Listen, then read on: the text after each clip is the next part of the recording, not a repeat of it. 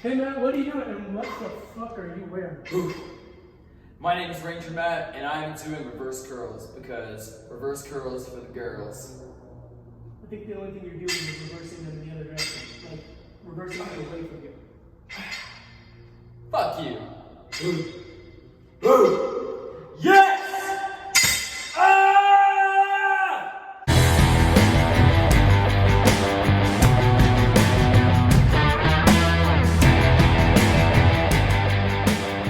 Hey guys, welcome back to the video. Thank you so much for joining me, and today we're going... What do you want now? No, just keep going. Just keep going. Today we're going over the barbell curl, or more often, how to actually optimize the barbell curl, and why this is not the way to optimize the barbell curl. And the reason is because the positioning of the hand here. What are you calling yourself? I'm calling myself successful. No. What, your name? Would you say something? Idiot Matt? Stupid Matt? Ranger Matt to you, brother. Okay. What Ranger Matt was doing was he actually had, pick up this bar here, ow, a pronated grip on the bar. So he had a pronated grip, which means he had his hand on top of the bar like this. Now the problem with this is the bicep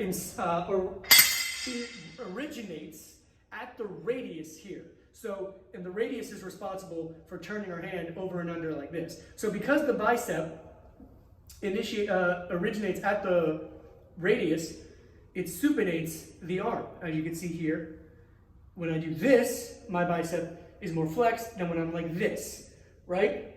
So, get out of my life. What? An easy fix for this, right, is to simply switch your hands over, right? Now we have a supinated grip. Now we can perform the barbell curl. And now I also want to show you guys a neat little trick that we can use for the barbell curl, because it's easy to just do this, right? But a lot of times I see people, they're in the gym and then they do this.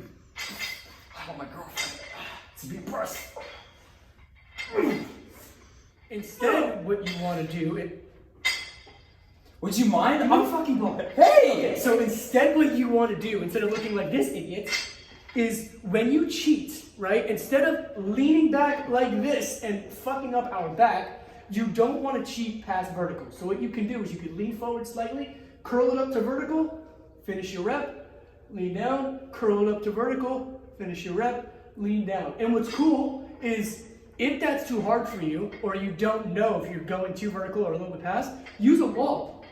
You're not going past vertical on the wall. Now, you lean forward, up to vertical, down, lean forward, up to vertical, finish the rep, then lean, cheat, up to vertical, right, down, lean forward, cheat, up to vertical, down. And that's just a little technique that you can use to apply to the bicep curl. Another thing we can do instead... I'm trying to get big, would you mind? Another tip we can do, if you wanted to use a pronated position, right? If you wanted to do a pronated, start a pronated position like Ranger 88 over here is doing, what we can do is we start here, right? My hands start kind of pronated or neutral. And then we come up and twist the pinky and then come down and repeat. So we come up, supinate with the arm.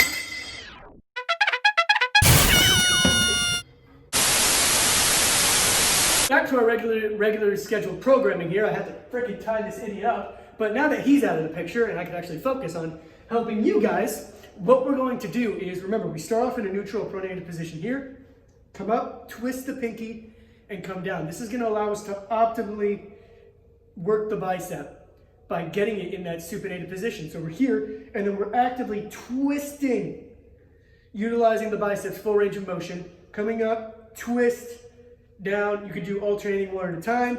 I prefer more work, more bang for your buck to do them both at the same time because the core has to work harder to stabilize. And that's the way we can do that. Not that what Ranger Matt, or Idiot Matt, was doing was bad. Having the arms down here and doing work like that, or oftentimes what we see the hammer curl, right? We see the hammer curl, that's not bad for forearm development and contributing to the forearm. Also, a muscle called the brachialis, which lies underneath the bicep, right? So it's not a bad exercise. It's just not optimal for developing the bicep when we could put the bicep through its full range of motion by adding supination. Again, nothing wrong with trying to work the brachialis, nothing wrong with trying to work the forearms and the brachioradialis. Both are good. But if your goal is to optimize bicep performance, then we have to add some sort of supination into the mix in order to optimize that. So thank you guys so much for joining me for this video. I really hope this video helped you and gave you some useful tips that you can apply to your own training. As always, if you have any comments, questions, or concerns, please leave them in the comments below, as I would be happy to help you. Once again, guys, thank you so much. Have an awesome rest of your night, and take care. Wait, dude. Wait, what? Wait, what? Don't forget me. God fucking damn it.